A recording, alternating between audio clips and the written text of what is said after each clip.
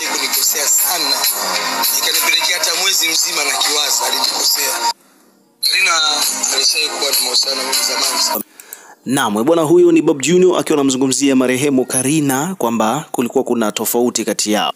Na kama inavyofahamika kwamba Bob Junior ndiye mtu ambaye alifanya naye video kwa mara ya kwanza kabisa. Bob Junior ambaye anafahamika kwa jina la Oyoyo. Sasa Bob Junior bwana ndo amekuja kukumbusha watu siku ya juzi baada ya kusikika taarifa kwamba Karina amefariki kutokana na ugonjwa ambao ulikuwa unamsumbua wa utumbo mpana kwa muda mrefu takriban miaka 8 na alifanywa operation takriban 24 na operation ya mwisho alienda kufanywa India na ndo huko alipofariki. Sasa basi kitu ambacho kimehappen bwana ni kwamba Bob Junior bwana amekuja kufanya interview hivi karibuni na ameweka wazi kuhusiana na jinsi ambavyo yeye alivyokuwa anamfahamu marehemu Karina, kwa sababu yeye ndo mtu ambaye tunaweza kusema kwamba ndiye aliyemintroduce Karina kwa Watanzania kwa mara ya kwanza kupitia video yake ya Oyoyo ya miaka mingi sana iliyopita.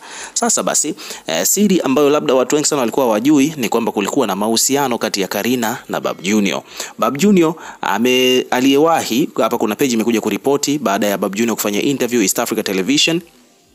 Wameandika kwamba Bob Junior aliwahi kufanya mahojiano na Friday Night Live ambapo ya East Africa TV na kuweka wazi kuwa yeye binafsi alikuwa na utofauti, na kuweka wazi kwamba yeye binafsi alikuwa na utofauti na marehemu Karina ambaye alikuwa amefanya naye alimfanyia kosa kubwa sana lililomuumiza, na kudai kuwa sio masuala ya kimapenzi, ni maisha ya kawaida. Lakini kupitia mahojiano hayo alikiri kumsamehe na hata kumsaidia katika gharama za matibabu yake ya hospitali.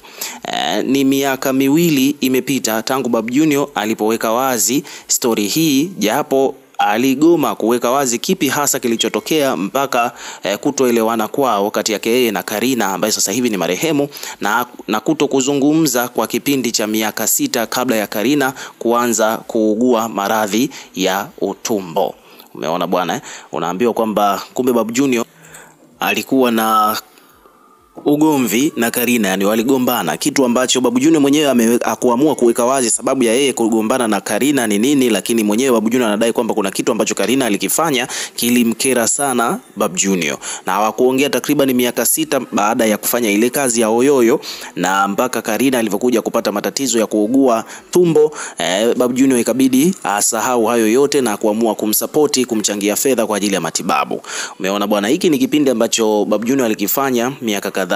Sasa hapa bwana ni kwamba hapa wakaendelea kusema kwamba miaka 8 nyuma Oyoyo ilikuwa ni hit song kutoka kwa Bob Junior, na ndio ngoma ambayo iliyomtambulisha Karina kwenye kiwanda cha Bongo Flava na kupata ukubwa baada ya kupata shavu kama vile main vixen kwenye video hiyo ya wimbo huo wa Oyoyo, iliyompelekea Karina kuanza kupata deals kubwa, hata kuigiza kupitia kampuni ya JB Jerusalem Film Company na mambo mengine ambayo alikuwa akiyafanya. Je, hivi sasa ni rahisi Bob Junior anaweza kufunguka nini ambacho kilitokea kati yake na marehemu Karina mpaka wakagombana? Weka maoni yako katika comment section, tutakuwa tukisoma na kureplay kila comment, na pia hakikisha una subscribe kwa ajili ya kupata update zaidi.